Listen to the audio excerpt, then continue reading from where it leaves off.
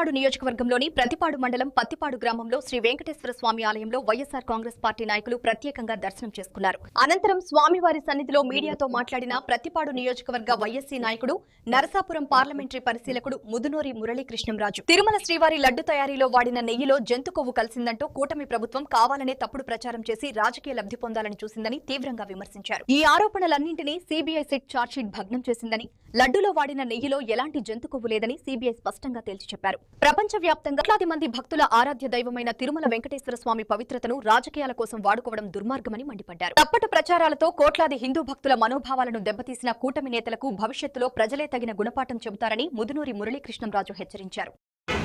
వెంకటేశ్వర స్వామిని కూడా వదలకుండా, వెంకటేశ్వర స్వామి అంటే ప్రపంచంలోనే కూడా పెద్ద పేరున్నటువంటి దేవాలయం తిరుపతి దేవస్థానం.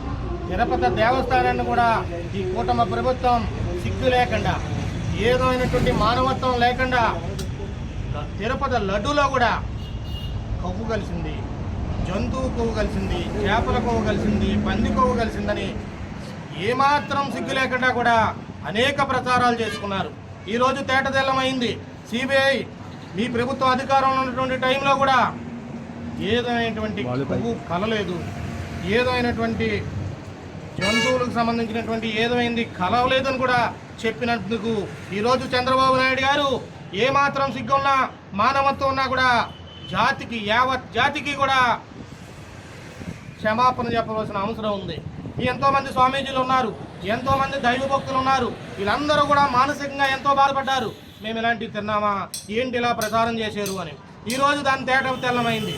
దీన్ని కూడా మీరు క్షమాపణ చెప్తే తప్ప ప్రజలు మిమ్మల్ని క్షమించరని కూడా తెలియజేస్తా ఉన్నాం. వైఎస్ఆర్ కాంగ్రెస్ పార్టీ మీద బురద వెళ్దామని చూశారు, జగన్మోహన్ రెడ్డి గారి మీద బురద వెళ్దామని చూశారు, వైవి సుబ్బారెడ్డి గారి మీద బురద వెళ్దామని చూశారు, అలాగే భూమన కరుణాకర్ రెడ్డి గారి మీద బురద వెళ్దామని చూశారు. ఈరోజు మీ అందరి కుట్రలో కూడా ఈరోజు సిబిఐ బయటపెట్టింది. ఈ రోజు కన్నా బుద్ధి తెచ్చుకోవాలి ఈ కూటమి ప్రభుత్వం. ఇలాంటివి మానుకోవాలి, ఇలాంటి ప్రచారాలు మానుకోవాలి. మీరు అధికారంలోకి రావడానికి అనేక అబద్ధాలు చెప్పి అధికారంలోకి వచ్చారు, కానీ దేవుణ్ణి కూడా వదలకుండా మీరు ఇలాంటి ప్రచారాలు చేయడం యావత్ జాతి కూడా సిగ్గుపడుతుంది. ఈ రోజు కన్నా మానుకోండి. దేశవ్యాప్తంగా కూడా క్షమాపణ చెప్పండి. యావత్ జాతికి క్షమాపణ చెప్పవలసిన బాధ్యత మీకుందని కూడా తెలియజేస్తున్నాం. ఈ రోజు చెప్తున్నారు మళ్ళీ సిగ్గు లేకుండానే కొవ్వు కలవలేదు, కెమికల్ కలిసిందని. కెమికల్ నీ హెరిటేజ్ ఫ్యాక్టరీలో కలుపులేదా? నీ పాలలో కెమికల్ కలుపుకుండా నువ్వు తయారు చేస్తున్నావా? కెమికల్కి కొవ్వుకి తేడా లేదా? నీకు అసలు మానవత్వం ఉందా లేదా? కెమికల్ ఏంటి, కొవ్వు ఏంటి? నువ్వు ఎంతమంది స్వామీజీలు మనోభావాలకు గురయ్యారు, ఎంతమంది ప్రజలకు గురయ్యారు, ఎంతమంది భక్తులకు గురయ్యారు.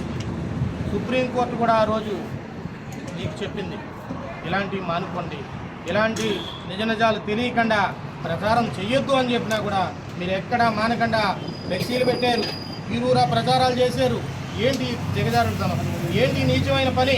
ఇవన్నీ కూడా ఇప్పటికన్నా మానుకుని వైఎస్ఆర్ కాంగ్రెస్ పార్టీ నిబద్ధత గల పార్టీ, రాజశేఖర రెడ్డి గారు ప్రజల పక్షాన ఉన్నటువంటి పార్టీ, ఆ రాజశేఖర రెడ్డి గారు ఆశయాల్లో పుట్టినటువంటి పార్టీ, దాని తనయుడు జగన్మోహన్ రెడ్డి గారు ప్రజల పక్షాన ఉన్నటువంటి నాయకుడు. ఈ రోజన్నా కూడా